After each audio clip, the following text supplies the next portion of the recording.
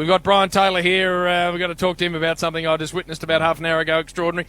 Also got Wayne Carey, who's just drifted back in from Sydney, a place that he used to go up to regular like and tear to shreds. Yes. And Damo as well has drifted back from Sydney. So we look forward to the best newsbreaker telling us everything that's going on. Mark Rasciuto going to join us because the great Ramsgate feud that happened between Port Adelaide and Adelaide at a local drinking establishment somewhere near the ocean. We're going to revisit with a big reshoot. 20-year anniversary? Might be the 20-year anniversary, Brian. It'll be 15, I reckon. 15. So we're looking forward to that. The quiz is back. Damien Hardwick, the Tigers 2-0. Looking forward to chatting to Dimmer as well. Tell me something I don't know. Brian sitting on something heavy. So all of that is coming hard at us. Welcome, Bristol. Yes, good morning, JB. And Damo, nice to see you. Hello, Jim. Worried about the Swans. West Coast and GWS to come for them. Yep, we're looking forward to chatting about that game. And Duck, nice to see you back. JB, listeners, it was a good night of footy last night. Great to see the Magpies get a win. Really happy for them. We'll dissect that in just a sec, but I'm driving to the ground today, Damo. And I'm driving along Brunton Avenue. Yep. And I'm driving legally. Should I give my version? No. I'm driving legally right along Brunton Avenue. Yep. And suddenly I see from behind me the spectre Yep. of a massive, great big car with a massive, great big man driving it. Yep. And I reckon there's about... A dark car, Jim? Oh, yes. I reckon there's about 150 metres between where I am and the entrance to the car park. But he's closing fast. Not fast. There was like a vapour trail as he's gone around with zero indication. Question is, did he know it was you? No, I don't think he did. But it was very, very swift, sort of out and about and around and in front. If I'd known it was JB, I reckon I might have actually... Gone faster. Clipped him. You know when you're driving a car and you look in the rear vision mirror and you think, this bloke's going fast. I've come around this bend and I'm doing the speed limit. And I see this massive, great grey charcoal Toyota Land Cruiser thing doing an illegal U-turn over double white lines.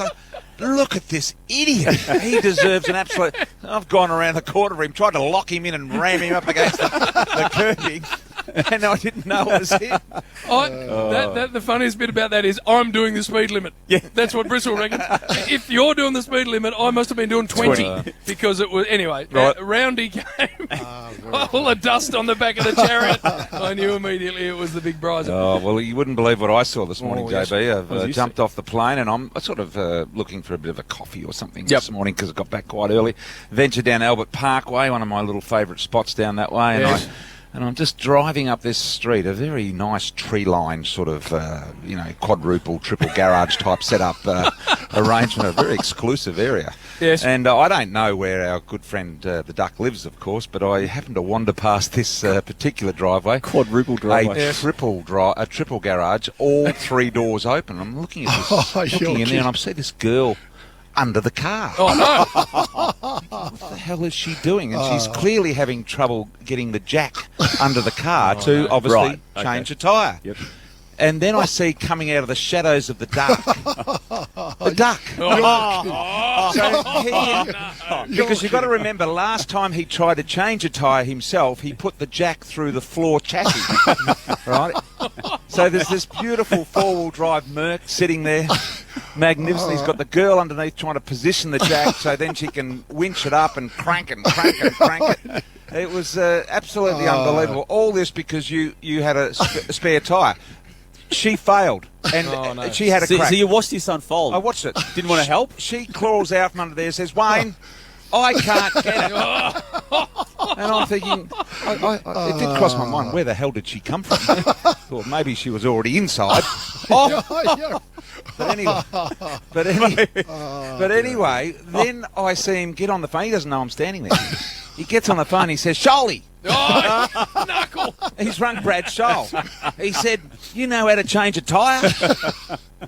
He said, I'll be down there in a flash. And, of course, Sholey gets down there. He says, where do you find the spare tyre on these moves? How do you actually access the spare tyre? And all of this, Duck, you cannot change a tyre. How much of that was true, Duck? Is there anything in this city that you can get away with? Seriously. No. Not with Brian. Brian's got tentacles everywhere. There is an element of truth. There is a lot of truth in that. She wasn't quite all the way under the car.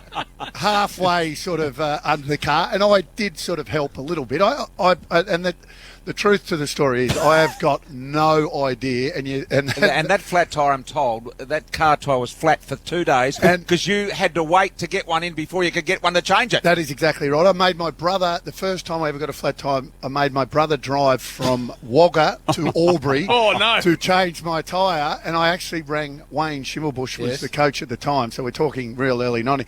I actually rang him and said, I'm not coming. It was a practice game. I said, I'm not coming. He goes, why? I said, I got a flat tyre and I just cracked it. Didn't want to go back to Melbourne. Wanted to stay in Wagga. So any excuse. Jump on Twitter for those men that can't change a tyre. We want to find out. I don't think there's too many left. Is there? Only Duck is probably the only male. When you've got the new Mercedes, and I'm not sort of big noting here, but Mercedes-Benz Berwick look after me with a car. They are the jacks they put in there now. They're hidden because they're little compartments. They're not as easy as it used to be. No idea where it was. The tyre. Have you got one of those skinny sort of run flat it took me. It took me a week to find the tyre. It took me 25 minutes to find the tyre, let alone the jack. Duck, even I can change a tyre, mate. Yeah, well, really? So that doesn't say much about you. That's highly unlikely. That surprises me. Well, I think I can. Anyway, so it's a bit of a tyre change this morning. Nice.